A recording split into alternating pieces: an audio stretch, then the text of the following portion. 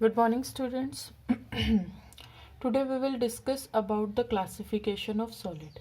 Yesterday we have discussed about classification of solids on the basis of 3D arrangement,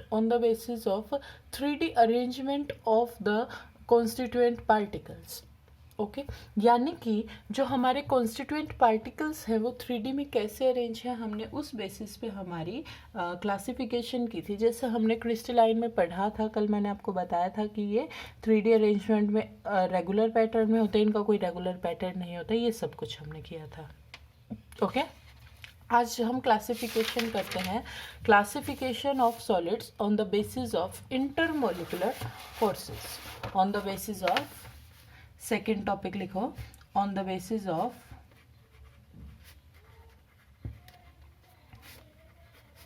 intermolecular forces.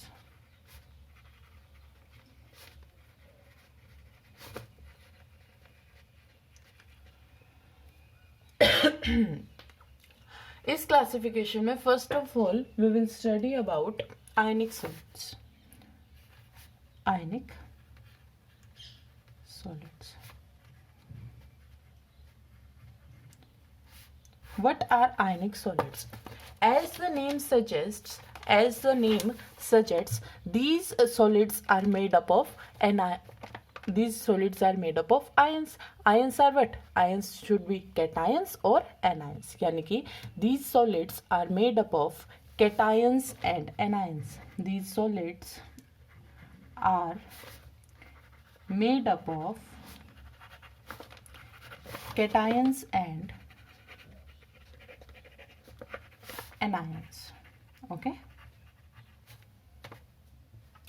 अब जो ये cations and हमने intermolecular forces के basis पे किया, तो इस कैटायन और एनायन के बीच में कौन सा फोर्स लग रहा होगा.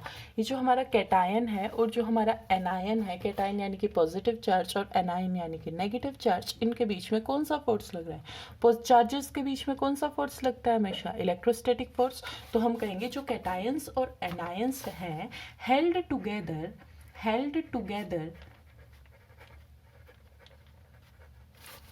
by electrostatic force.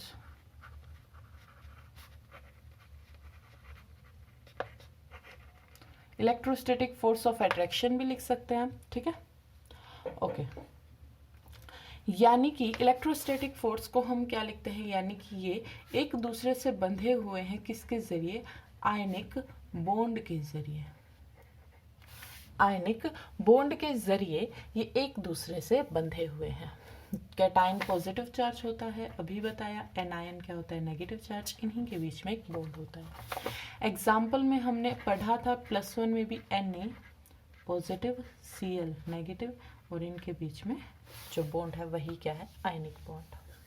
Ionic bond में मैंने आपको बताया था कि जैसे एक बहुत ज़्यादा अमीर है, एक बहुत ज़्यादा गरीब है, वो अपने पैसे दे देगा, ऐसा करके मैंने आपको बहुत अच्छा एग्जांपल दिया था. तो आयनिक बॉन्ड फिर से समझाने की मुझे नहीं लगता कि कोई भी ज़रूरत होगी.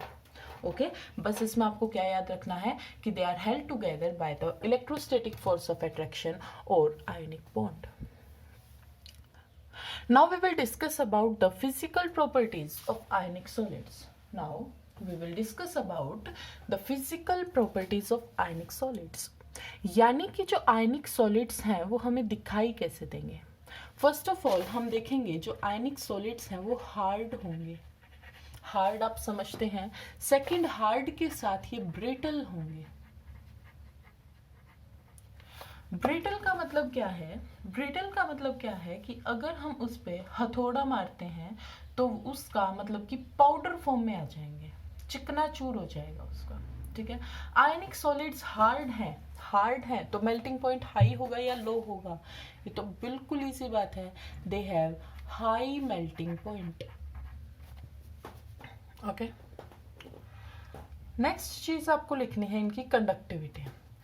मोस्ट इंपॉर्टेंट पॉइंट है, क्या है? They are bad conductors of heat and electricity.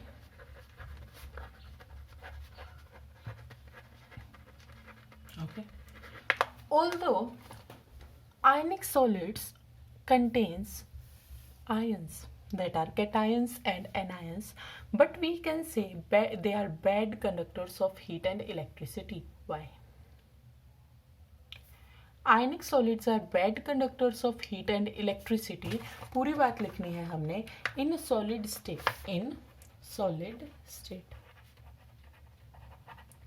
because all the cations and anions are held together by the strong electrostatic force of attraction. Hence the cations and anions are not free to move. Okay? As we know, for conductivity, अगर हमें conductivity किसी भी चीज़ की करवानी है तो उसके अंदर फ्री आयंस का होना बहुत ज़्यादा ज़रूरी है. तो क्या इसमें कैटायंस और एनायंस फ्री है? नहीं, क्योंकि कैटायंस और एनायंस तो हमारे बहुत ही ज़्यादा strong electrostatic force of attraction से एक दूसरे के साथ जुड़े हुए हैं. इसलिए ionic solids are bad conductors of heat and electricity in solid form. Okay, इसमें आप रीजन भी लिख सकते हो. बिकॉज रीजन लिख सकते हो, there are no free ions. Okay, इसमें आप ब्रैकेट में लिख सकते हो जो conductivity, our conductivity depends upon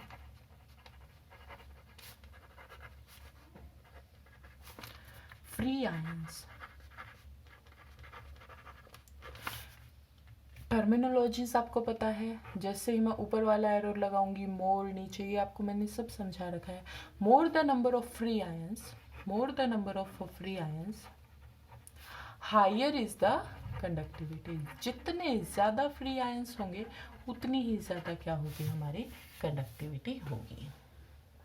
okay, but देखिए, जब ये सॉलिड स्टेट में है, उसके बाद अगर हमने इसे एक्वस स्टेट में ला दिया तो फ्री आयंस हो जाएंगे. Ions can freely move. In aqueous state ions can freely move, hence they can conduct electricity. And liquid state का ही दूसरा नाम हम क्या बोलते हैं, मोल्टन स्टेट. ओके, तो लिखो,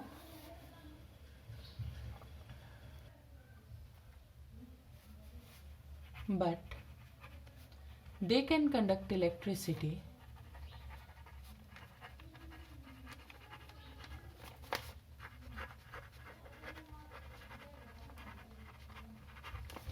in molten form or molten state. Okay, ये हमारी सारी आयनिक सॉलिड की प्रॉपर्टीज हो गई. एक प्रॉपर्टी और बच गई बच्चे, जैसे ही हम टेम्परेचर इंक्रीज करते हैं, टेम्परेचर डिपेंडेंस देख लीजिए इसका नेक्स्ट पॉइंट में. As we increase the temperature, number of free ions increases.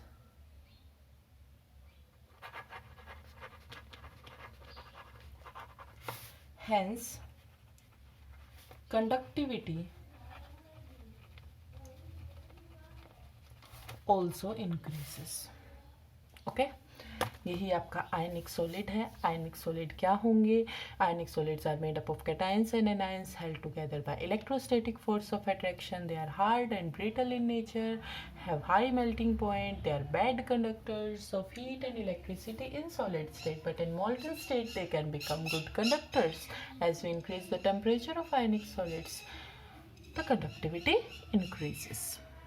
इतना समझ में आ गया आयनिक सॉलिड्स के बारे में? इतना ही हमें करना है. ओके, नेक्स्ट जो सॉलिड की हम बात करेंगे वो हमारे होंगे कोवेलेंट सॉलिड्स. कौन से सॉलिड्स की बात करेंगे? कोवेलेंट सॉलिड्स की बात करेंगे. ठीक है, नेक्स्ट लिखिए, कोवेलेंट सॉलिड्स.